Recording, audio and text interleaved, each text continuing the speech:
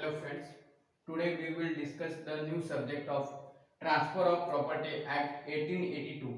It deals with section 1 to section 137. Section 1 ते section 137 पर्यंतचा हा ऍक्ट आहे. Transfer of property act mainly deals with immovable property. जी काही इमूव्हेबल प्रॉपर्टी आहे त्याच्याशी transfer of property act deals करतो. ओके, आता इमूव्हेबल प्रॉपर्टी म्हणजे काय हे या सेक्शन 3 मध्ये डेफिनेशनच्या क्लॉज मध्ये आपल्याला इमूव्हेबल प्रॉपर्टीची डेफिनेशन दिलेली आहे. ती डेफिनेशन आपण उद्या पाहणारच आहोत. त्या अगोदर आपण आज हे पाहणार आहोत की ट्रान्सफर ऑफ प्रॉपर्टी मध्ये एकूण कोणकोणते चॅप्टर्स आपल्याला पाहायचे आहेत किंवा त्यामध्ये काय काय इन्क्लूड होतं ट्रान्सफर ऑफ प्रॉपर्टी ऍक्ट मध्ये हे आपण पाहणार आहोत. तसेच आज आपण स्कोप, ट्रान्सफर ऑफ प्रॉपर्टीचा स्कोप काय आहे हे देखील आपण पाहणार आहोत. Before we will discuss that, to property is transferred. There is a two types by which property is transferred. One is by act of parties and second by operation of law. Property ही दोन प्रकारे transfer केली जाते, by act of parties आणि by operation of law. Okay, म्हणजे parties persons दोघं स्वतःहून एकमेकांना property transfer केली जाते. जसं की जमीन आहे, माझी जमीन मी दुसऱ्याला विकतोय, याला म्हणतात by act of party. By operation of law म्हणजे कोर्टाने काही आदेश दिला आणि कोर्टाच्या आदेशानुसार एक प्रॉपर्टी दुसऱ्या व्यक्तीच्या ताब्यात दिली जाते, त्याला आपण बाय ऑपरेशन ऑफ लॉ म्हणतात. ओके, बाय ऍक्ट ऑफ पार्टीचे टू टाइप्स पडतात. One is inter vivos and second is testamentary. Inter vivos means between living persons, दोन जिवंत व्यक्तींमध्ये ज्यावेळी प्रॉपर्टी ट्रान्सफर केली जाते त्याला आपण इंटरव्ह्यूअस असे म्हणतो. फॉर एक्झाम्पल, माझी जमीन आहे ती मी दुसऱ्या एका व्यक्तीला देतो, तर इंटरव्ह्यूअस मध्ये ती येते. Okay, by act of the parties त्याचा टाइप इंटरव्ह्यूअस मध्ये त्याचा समावेश केला जातो. इंटरव्ह्यूअस म्हणजे बिटवीन लिव्हिंग पर्सन्स. ओके, आणि second testamentary. Testamentary means after the death of person. एखादी व्यक्ती आहे, तिची डेथ झाली की ती प्रॉपर्टी तिच्या लीगल हेअर्सना जाते. तर ती लीगल हेअर्सना कशा प्रकारे दिली जाते, तर ते आपल्याला by Hindu succession act, Hindu succession act मध्ये जे काही नियम दिलेले आहेत त्यानुसार ती प्रॉपर्टी ट्रान्सफर केली जाते. So transfer of property act हा इंटरव्ह्यूअस बिटवीन लिव्हिंग पर्सन्स ह्या एवढ्याच पॉइंटची डील करतो. ओके, म्हणजे ट्रान्सफर ऑफ प्रॉपर्टी ऍक्ट मध्ये प्रॉपर्टी ट्रान्सफर केली जाते हे कळालं, पण जे की इंटरव्ह्यूअस बिटवीन लिव्हिंग पर्सन मध्ये केली जाते एवढ्याच गोष्टीचा समावेश ट्रान्सफर ऑफ प्रॉपर्टी ऍक्ट मध्ये केला जातो. ट्रान्सफर ऑफ प्रॉपर्टी ऍक्टचे ज्या काही प्रोव्हिजन्स आहेत सेक्शन 1 टू सेक्शन 137 त्यातला मेनली तो डील्स करतो इमूव्हेबल property. But there is some provisions which will deals with movable property also. For example, gift. Gift मध्ये दोन्ही प्रॉपर्टीचा समावेश केला जातो, इमूव्हेबल प्रॉपर्टी पण आणि मूव्हेबल प्रॉपर्टी. ओके, तसेच काही प्रोव्हिजन्स आहेत सेक्शन 1 टू सेक्शन 53A यांच्या दरम्यान ज्या काही प्रोव्हिजन्स आहेत त्या देखील इमूव्हेबल प्रॉपर्टीशी डील केल्या जातात. ते काय ते आपण पुढे पाहणारच आहोत. ओके, आता मी हे पुसून घेतो. Today we will discuss what is the chapter included in Transfer of Property Act. थोडक्यात आज आपण वरवर प्रत्येक चॅप्टर मध्ये काय आहे, आपण काय पाहणार आहोत त्याचं याबद्दलची आपण आज माहिती घेणार आहोत. जे काही चॅप्टर्स आहेत ते मी इथं लिहिणार आहेत. आता मी हे पुसून घेतोय आणि इथे मी चॅप्टर लिहितो. ओके,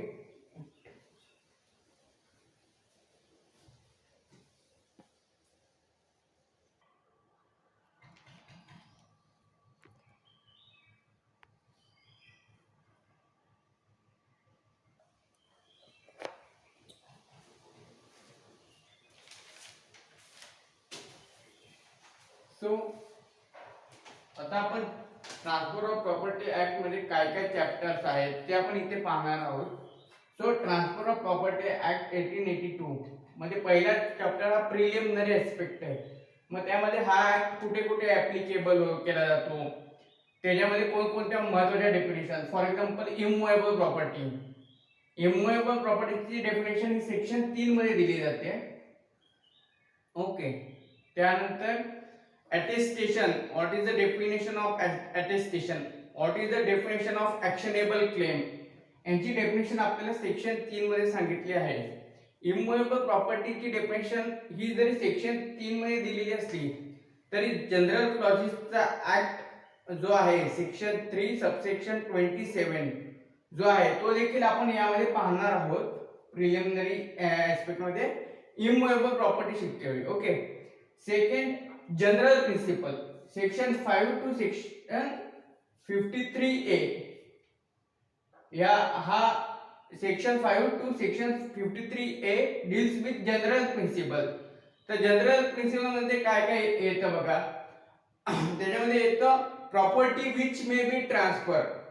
कोणती प्रॉपर्टी आहे जी ट्रान्सफर केली जाते हे आपल्याला सेक्शन 5 सांगतो. नाही सॉरी, सेक्शन 6 सांगतो. सेक्शन 5 आपल्या सेक्शन 6 सांगतो. Section 7 deals with who is competent to transfer. Property आहे तर ती प्रॉपर्टी कोण ट्रान्सफर करू शकतो? मायनर आपली प्रॉपर्टी ट्रान्सफर करू शकतो का? अनसाउंड माइंड आहे तो त्याची प्रॉपर्टी ट्रान्सफर करू शकतो का? तर याची उत्तर आपल्याला सेक्शन 6 सांगतो. Section 9 oral transfer. ट्रान्सफर हे रिटर्न मध्ये असणं गरजेचं आहे का? नेसेसरी आहे का? मॅन्डेटरी आहे का? रिटर्न मध्ये असणं. ओरली एखादी प्रॉपर्टी ट्रान्सफर केली जाऊ शकते का? हा सेक्शन 9 आपल्याला सांगतो. त्यानंतर section 14 rule against perpetuity. Rule against perpetuity काय आहे हे आपण सेक्शन 14 मध्ये पाहणार आहोत. रूल अगेन्स्ट परपेच्युटीला जे काही एक्सेप्शन्स आहेत ते आपल्याला सेक्शन 15 टू सेक्शन 18 सेक्शन 15 ते सेक्शन 18 मध्ये रूल अगेन्स्ट परपेच्युटीचे एक्सेप्शन्स दिलेले आहेत. म्हणजे तुम्हाला रूल अगेन्स्ट परपेच्युटी हा सेक्शन 14 आहे. जर तो ब्रॉड क्वेश्चन आला तर त्यासोबत तुम्ही सेक्शन 16 टू 18 हे 3 सेक्शन पण लिहिणं गरजेचं आहे.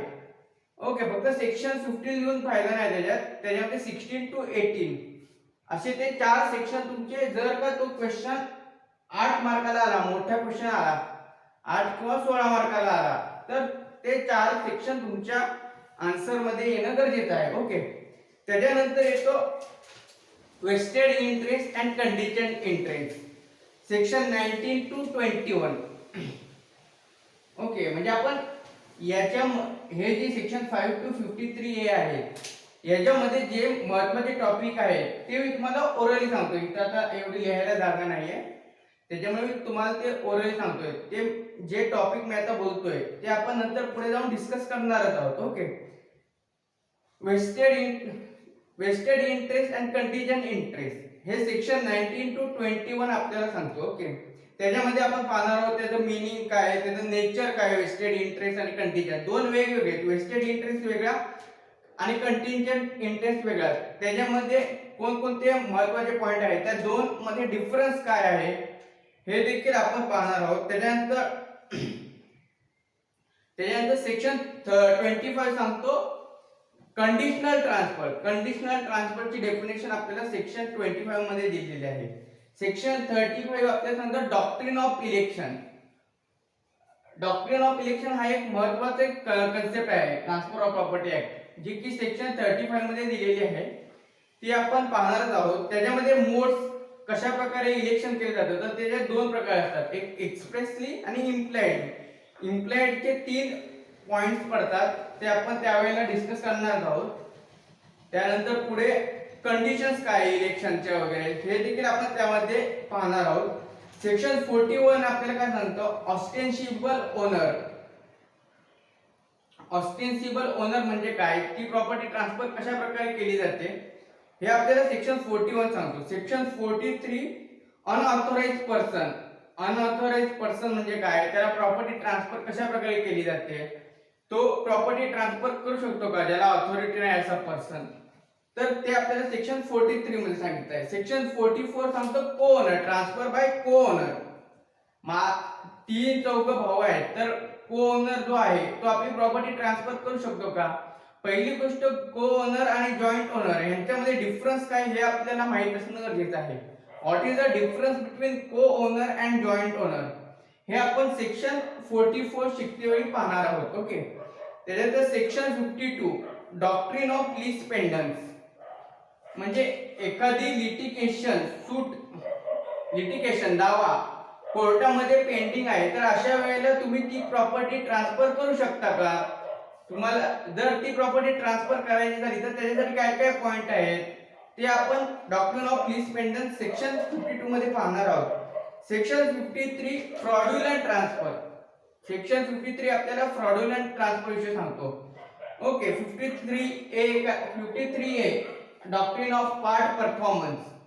अशा प्रकारे काही महत्त्वाच्या डॉक्ट्रिन या सेक्शन 5 टू सेक्शन 53A मध्ये आहेत, जसे की doctrine of election, doctrine of lis pendens, doctrine of part performance. असे जे काही आहे ते आपण सेक्शन 5 टू 53A डिस्कस करते वेळी आपण वन बाय वन प्रत्येक जी काही पॉइंट आहे तो आपण डिटेल मध्ये डिस्कस करणार आहोत. त्याच्यानंतर नेक्स्ट पॉइंट येतो तो म्हणजे सेल, सेक्शन 54 टू 57. तर या सेल मध्ये ट्रान्सफर करते वेळी फक्त आणि फक्त इममुव्हेबल प्रॉपर्टीचा विचार करायचा. Okay, immovable property.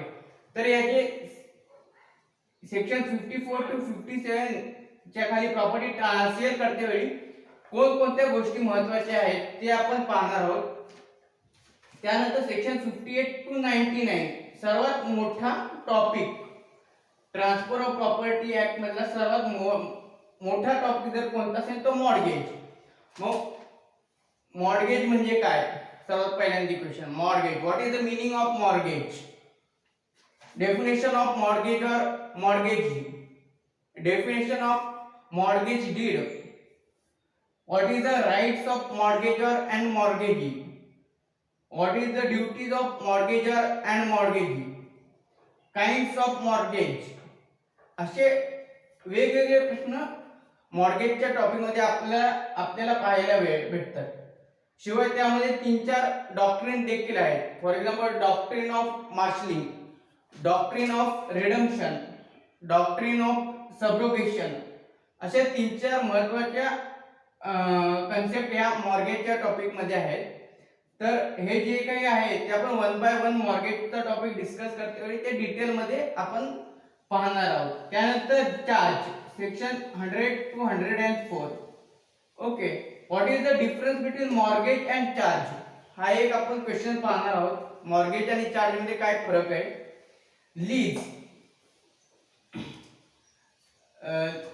लीजचं section 105 to 117 105 ते 117 मध्ये आपल्याला लीज हा टॉपिक पाहायचा आहे. और त्यानंतर नेक्स्ट आहे एक्सचेंज, सेक्शन 118 ते 121. हा आपल्याला एक्सचेंज बद्दल सांगतो. एक्सचेंज म्हणजे काय? एक्सचेंज करते वेळी मनी आपण पैशाच्या स्वरूपामध्ये एक्सचेंज केलं जातं का? तर तो पॉइंट आपल्याला सेक्शन 118 टू 121 मध्ये आपल्याला सांगितलं आहे. त्याच्यानंतर गिफ्ट, सेक्शन 122 टू 129. ओके, हा आपल्याला गिफ्ट या सेक्शन मध्ये आपण पाहणार आहोत. आणि last but not the list actionable claim, section 130 to 137. हा थोडक्यात आपला पूर्ण chapter transfer of property act मध्ये आपण जे काही चॅप्टर पाहणार आहोत ते हे 9 चॅप्टर्स आहेत. ते आपण वन बाय वन प्रत्येक त्या वेळेला डिटेल मध्ये डिस्कस करणार आहे. आज फक्त आपण वरवर त्या ऍक्ट मध्ये काय आहे ते आपण पाहत आहोत. उद्या आपण पहिल्यापासून हा टॉपिक म्हणजे फर्स्ट सेक्शन पासून हा आपण डिटेल मध्ये डिस्कस करत तो पुढे पुढे जाणार आहे. आज आपण यामध्ये अजून एक पॉइंट बघूया, तो म्हणजे स्कोप काय आहे. या ट्रान्सफर ऑफ प्रॉपर्टी ऍक्टचा स्कोप काय आहे हे आता आपण पाहणार आहोत. हे मी जरा पुसून घेतो.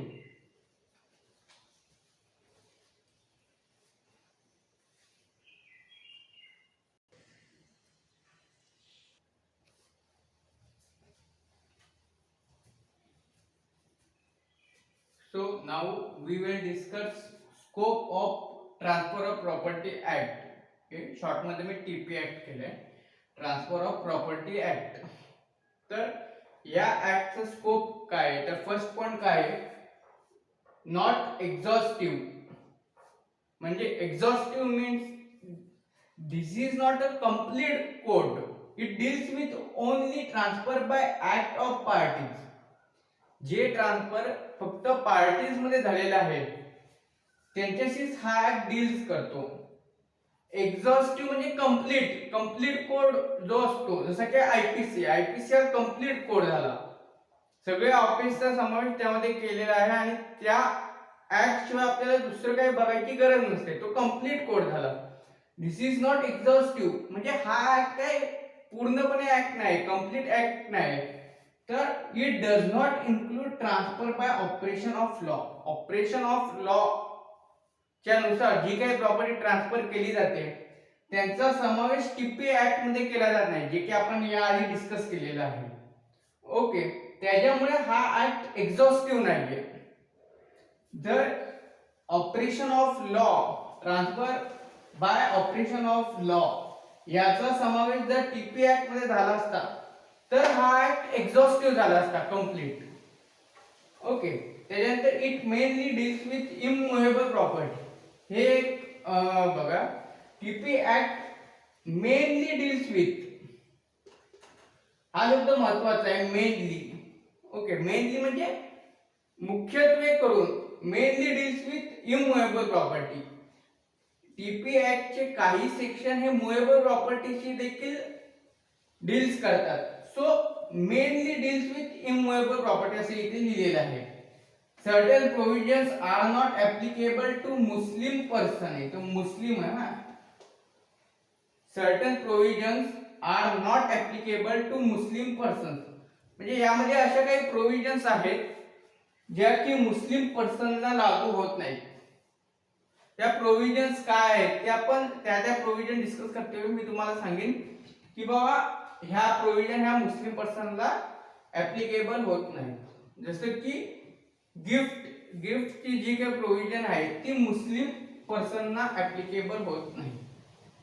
ओके, असे 4 point scope of TP act मध्ये आहे. आता स्कोप वरती तुम्हाला प्रश्न येणार नाही, पण एखादा टीपी चा प्रश्न आला तुम्हाला, for example valid transfer, explain in detail the valid transfer. तर व्हॅलिड ट्रान्सफरचा एक इंट्रोडक्शन तुम्ही पार्ट दिला की त्याच्यानंतर एक शॉर्ट पॉइंट मध्ये तुम्ही scope of transfer of property act हा एक पॉइंट तुम्ही त्याच्यामध्ये ऍड केला तर तुम्हाला तिथे मार्क भेटायचे चान्सेस वाढतात की बाबा ह्याला व्हॅलिड ट्रान्सफर म्हणजे काय ते तुम्ही पुढे एक्सप्लेन करतात. पण या ऍक्टचा स्कोप देखील या मुलाला माहित आहे असं त्यावरून दिसून येतो. त्याच्यामुळे हे जे स्कोप ऑफ टीपी ऍक्ट आहे हे तुम्हाला मार्क वाढवून द्यायला बऱ्यापैकी मदत करतात. आपलं आन्सर हे इतर मुलांपेक्षा काहीतरी वेगळं आलं की त्याला मार्क पडतात, फक्त ते रिलेटेड पाहिजे. तुम्ही उगाच काही इररिलेव्हंट लिहिलात तर त्याला मार्क नाही मिळत. आणि हे 4 पॉइंट हे टीपी ऍक्ट ची परफेक्ट रिलेव्हंट आहे. सो हे 4 पॉइंट तुम्ही लक्षात ठेवा. हा झाला scope of TP act. So आज आपण काय डिस्कस केलं तर transfer of property act is mainly deals with immovable property. Okay, second is that this act is deal with the transfer by act of parties, living person. दोन living person मध्ये ज्यावेळी property transfer केली जाते, एखादी सेलने गेली, गिफ्टने केली, एक्सचेंजने झालं, तर त्याच्याशी टीपी ऍक्ट ऍप्लिकेबल होतो त्या ठिकाणी. फक्त ती प्रॉपर्टी इमूवेबल असणं गरजेचं आहे. मूवेबल प्रॉपर्टी असली तर ते सेल ऑफ गुड्स ऍक्ट मध्ये जाते. ओके, म्हणजे मूवेबल प्रॉपर्टीची ट्रान्सफर कशी होते त्याचे काय नियम आहेत तर ते सेल ऑफ गुड्स ऍक्ट मध्ये असतात. ते आपण सेल ऑफ गुड्स ऍक्ट शिकते वेळी पाहिलेच आहेत. सो त्यानंतर आपण टीपी ऍक्ट मध्ये काय चॅप्टर आहेत, कोणता सेक्शन कोणत्या टॉपिकला ऍप्लिकेबल होतोय हे आपण पाहिलं.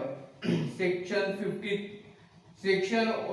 5 to 53 जनरल प्रिन्सिपल्स, त्याच्यानंतर मग सेल, एक्सचेंज, मॉर्गेज, त्याच्यामध्ये जे महत्त्वाचे टॉपिक आहेत ते देखील आपण डिस्कस केलेले आहे. जसे की मॉर्गेजमध्ये kinds of mortgage, rights and liabilities of mortgage, हे आपण सगळं शॉर्ट मध्ये पाहिलेलं आहे. सेल मध्ये rights and duties of seller and sellee, seller and buyer, असा देखील क्वेश्चन भरतो.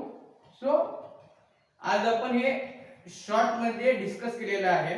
ह्या ब्लॅकबोर्ड वरती मी जे काही लिहिन ते तुमच्या नोटबुक मध्ये येणं गरजेचं आहे.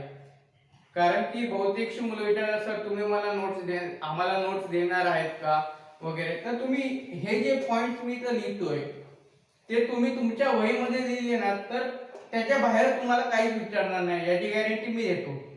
त्याही पुढे जाऊन जर तुम्हाला वाटलं सर काहीतरी क्वेश्चन वगैरे सांगा, काही अजून नोट्स वगैरे सांगा, तर आपण त्या पुढे देऊ. पण मला नाही वाटत की या ब्लॅकबोर्डवर तुम्ही जेवढं लिहिताल एक सेपरेट वही तुम्ही टीपी ऍक्ट साठी टाकून द्या. त्याच्यामध्ये या ब्लॅकबोर्ड वरती मी जेवढं काही लिहीन ते सगळं तुमच्या नोटबुक मध्ये येणं गरजेचं आहे. त्या नोटबुकच्या बाहेर तुम्हाला कुठला सेक्शन नाही विचारलं जाणार. म्हणजे हे सगळं तुमच्या एका नोटबुक मध्ये एक सेपरेट नोटबुक करून टाका, ज्याच्यामध्ये ट्रान्सफर ऑफ प्रॉपर्टी ऍक्ट या ब्लॅकबोर्ड वरती जेवढं काही लिहिल ते तुमच्या नोटबुक मध्ये येणं गरजेचं आहे. त्याच तुमच्या नोट्स होतील. जेव्हा आपला टीपी ऍक्ट कंप्लीट होईल ना तेव्हा त्याच नोट्स तुम्हाला कामी येणार. ओके. सो आणि हा एक महत्त्वाचा मुद्दा सांगायचं होतं. आता लॉकडाऊन आहे त्याच्यामुळे एक्झाम ह्या ऑनलाईनच होतात. तर एक्झाम ऑनलाईन होत असल्या कारणामुळे बहुतेकचे म्हणजे क्वेश्चन पेपर हे ऑब्जेक्टिव्ह मध्ये 20 मार्क्स साठी वगैरे विचारले जातात, ऑब्जेक्टिव्ह क्वेश्चन. तर आपण ऑब्जेक्टिव्ह क्वेश्चन साठी देखील तयारी म्हणून काही क्वेश्चन त्या टाइप मध्ये आपण पाहणार आहोत. त्यांची एखादी पीडीएफ वगैरे बनवून मी तुम्हाला ती देईन. त्याच्यामध्ये फक्त ऑब्जेक्टिव्ह क्वेश्चन साठी असतील ती तयारी. म्हणजे ते 100 वगैरे क्वेश्चन आपण बघूया त्यातनं काढून, जे की तुम्हाला ऑब्जेक्टिव्ह ची तयारी करण्यासाठी उपयोगी पडेल. ओके. सो आज आपण थांबूया. सेक्शन 1, 2, 3, 4, 5 जे आहेत ते आपण उद्यापासून आपण थोडक्यात पहिला टॉपिक चालू करूया. आज आपण इथे थांबूया.